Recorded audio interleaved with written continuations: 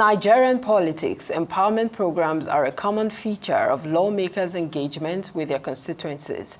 These programs often see politicians distributing goods such as motorcycles, sewing machines, cars, and tricycles to the public, with the aim of fostering economic development at the grassroots level. However, these actions have raised questions about transparency and accountability. Critics have voiced concerns over the sources of funding for such initiatives and whether they inadvertently amount to vote buying. Mohammed, a former member of the House of Representatives, joins us on Newsday to discuss the effectiveness of these programs, the role of lawmakers in ensuring transparency, and the political implications of such practices. Thank you for joining us on Newsday. Good to have you. Thank you very much. Thank you for having me. As a former lawmaker, I would like to know what your thoughts are on this, these incentives that are given to the public, especially when, elections are coming. What is the basis for these incentives? What is the source of the, the monetary gifts that are given to people? And what metrics do you use to measure the actual economic impact of these distributed items on community development? Okay, thank you very much. I want us to tie back to the history of constituency projects. Those who came to the parliament in the time of Galina Abba, and of course, maybe Aminu Masari, I guess. Maybe Galina Abba were not, didn't have the luxury of enjoying the constituency project. I remember that from what we read and met is the fact that Obasanjo as president, parliamentarians met him and said, "Come," the heads of the chambers, and said, "Look, sir, we have a problem. If you go campaigning, we're faced with mirage of requests, water needs, roads, infrastructure, and all that." So, of course, since the democracy is still growing, and people just want a situation where you would have to say what you would do if you get in there. In other climes, especially the developed world, the job of a legislature is representation, oversight, and of course appropriation. But of course, because our democracy is just thriving, the idea of the constituency project was introduced to say that, okay, in the course of your campaigns, if there are promises you made, this will be an avenue to meet up the promises, i.e. provision of infrastructural facilities, water, schools, and what have you. And that's the history of the constituency projects. And I need to shed more light on how the constituency projects operate. People say constituency funds as if cash are given to members or senators to go and give it to their constituency. No, you are given the opportunity to list projects that will be funded by the federal government. And of course, if you do that, those projects are warehoused in various ministries that have the mandate to execute them. Those projects have locations, and when they are located, the federal government or the agency involved would be the one to prosecute the projects. When it comes to projects like things like motorcycles, grinding machines, and what have you, it will be bought by either SMIDA or the agency that's involved in buying, or the what they call it, NDE or thereabout. So either of those agencies will buy, and of course tell you that these things are available, these items are available for distribution, a date to be fixed, and of course you would have to give them the list of beneficiaries after your execution, and of video clips, and of course news coverage of the distribution. So by and large, I would say that the introduction of the constituency projects, if not for some of them in some places, there won't be any federal government presence. Go and find out, Go and find out, as far as I'm concerned. The only thing that they would do, I'd encourage the government to do, is anti-graft agencies. They should do more of their tracking. And journalists should show a lot of interest in that because the FOI Act is there. So they should be able to know that whether projects are executed or not. But really and truly, I spent 2 terms in the parliament. There is a time that they will give you cash to say, go and execute XYZ project. No, they are warehoused in various ministries, and of course yours is to ensure that you pursue and ensure that they are executed. If it's projects, if it's for distribution items will be distributed, given to you, and you have a portion to sign because those items are supplied by contractors. All right, well said. Well, as someone who spent 2 terms in Parliament, like you just alluded to, how do legislators select beneficiaries without necessarily creating systems of patronage or dependency? Well, it's a bit tricky here because as far as you're concerned, in the course of going around, and that's why in my case, you may have to become bipartisan in the distribution of your project because you want your constituencies, whether across party lines, to be able to know that, okay, our representative gave this to this community or gave to this individual. So you would have to do it with the stakeholders in the communities if you want to distribute, to generate the list so that those who benefit, for instance, if I'm going to distribute in a particular senatorial district and a senator is doing the same, you would have to engage the communities to ensure that same person is not benefiting from the senator and is benefiting from the House of Rep member.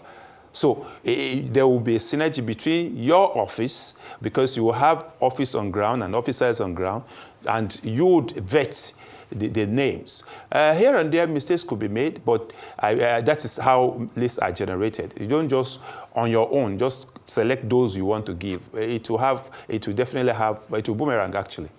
So how do you respond to critics who say that some of these items are used as a means of vote buying, especially during election seasons?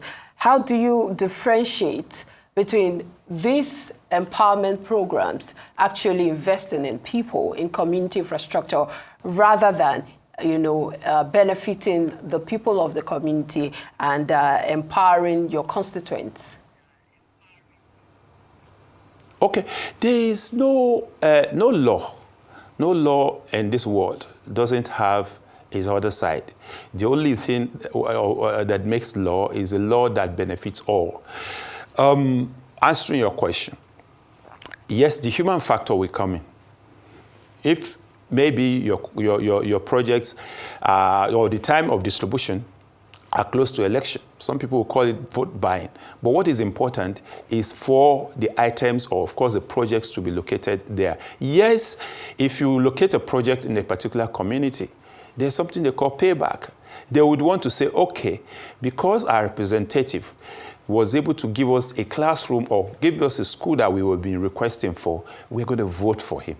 Or because he was able to attract a road to our community that we've been yearning for, a bridge, we're going to vote for him. So these factors, I don't think it's vote buying.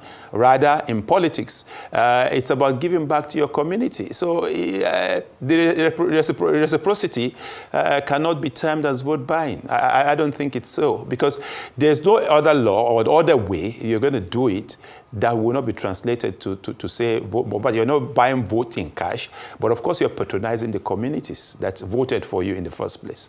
So I don't see that as vote buying. It's like giving back to the community. All right. Communities, as it were. However you choose to frame it is completely fine. But how are these programs funded? Is it through constituency project allocations, personal funds, or donations? And in whatever case, do you experience any cases of conflict of interest?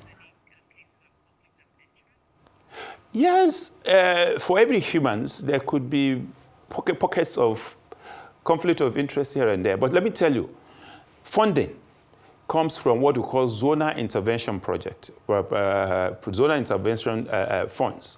Zonal intervention in the sense that it will come in as bulk sum for capital projects in a senatorial district. So if in a senatorial district you have 3 senators, in a state, rather. In a senatorial district, you have a senator with maybe the number of representatives, 2, 3, 4, as the case may be. A bulk sum of maybe 500 million or 700 million or what do you call it, or a billion will be made available to senatorial zone A with you have 4 representatives, maybe members in the House of Representatives, and of course, you have a senator. The senator's share will definitely be more. The senator will say, okay, because we're giving 750 million, I would take, maybe if you are 2 or 3, as the case may be, the senator can say, okay, let me propose that I take, what do you call it? I take 300 million. I say, no, we can't allow you to take 300 million. Okay, let me take 200. So that the rest will be shared among 4 of you as project sums. So it depends on the negotiation power of everybody, and the magnanimity of the parties involved. So that's where it is. Then, of course, there is something they call the projects funds, capital projects fund that will be given to you in a state apart from the zonal intervention. Of course, those ones will come in depends on the number of representatives or senators from a state. For instance, if you give a state like Kano, for instance, maybe the amount that comes in is about 2 billion. So you are sharing 2 billion among 3 senators with 24 members. So if you do the arithmetic, how much ends in everybody's constituency? So in that case, the fewer the number of representatives, the more the amounts will be, because at the end of the day, Bayelsa, for instance, that has 5 representatives and 3 senators, that's 9. If they're given a sum that is equal to, and of course sometimes these sums are distributed almost equally because it's on state basis. So sometimes you have disadvantages of where you have the number more, or where you have the advantages of where you have a few number. So that's how it works. Well, but then, of course, if you are go ahead, please. Of course, if you are a chairman, in a committee, for instance, there will be what they call interventions at the level of agencies.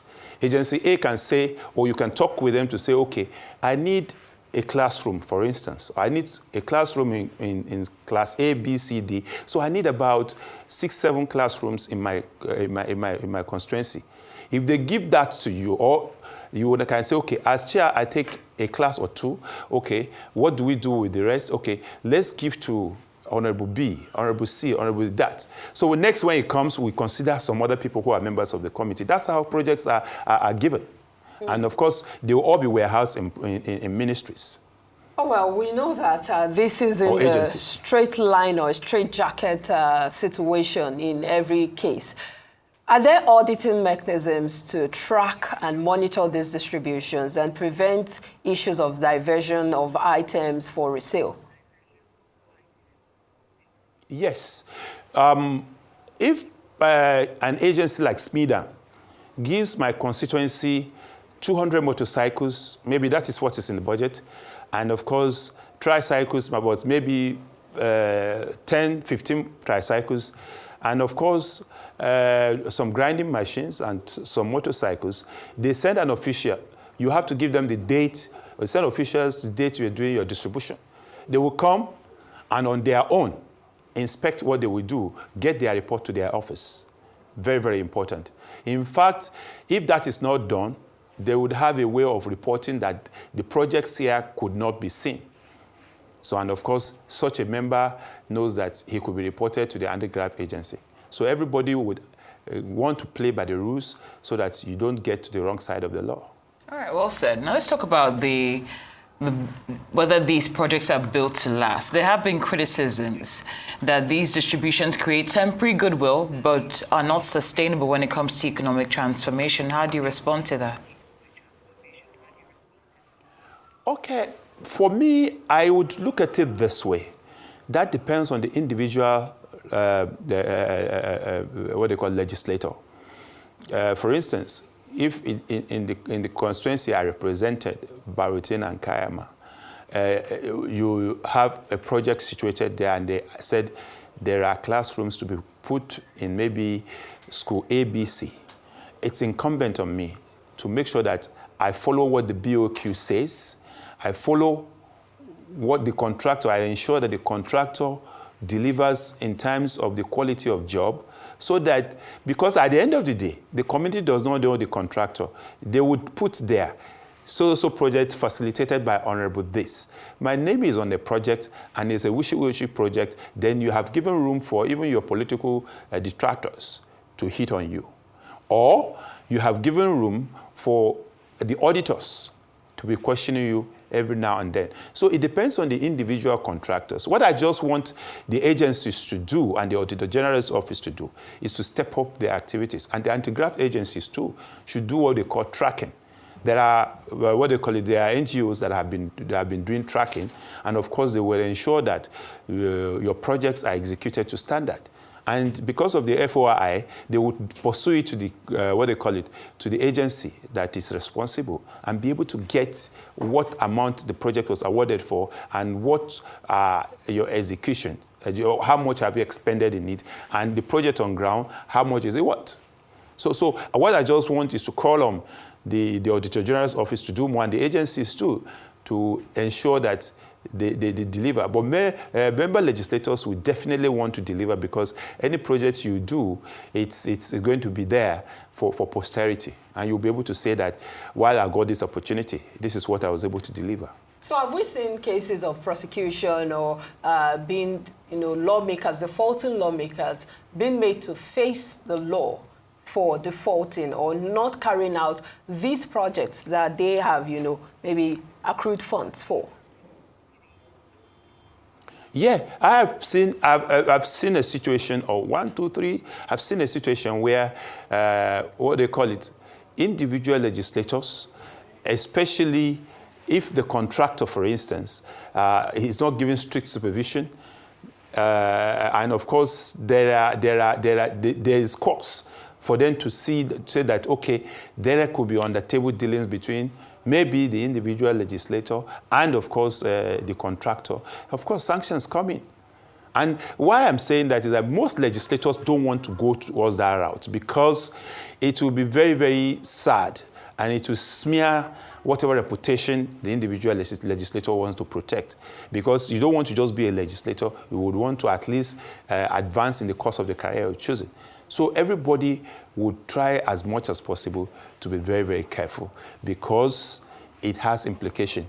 What would they say if your constituency hears that you have a court case bordering on diversion of projects, that's colluding with the contractor to defraud them?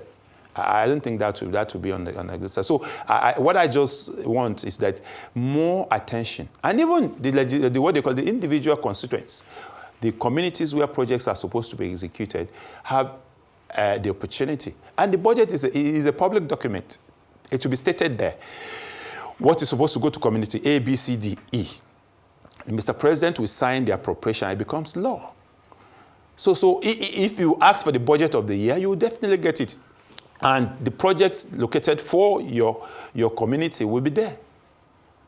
All right, Mr. So you can do community tracking.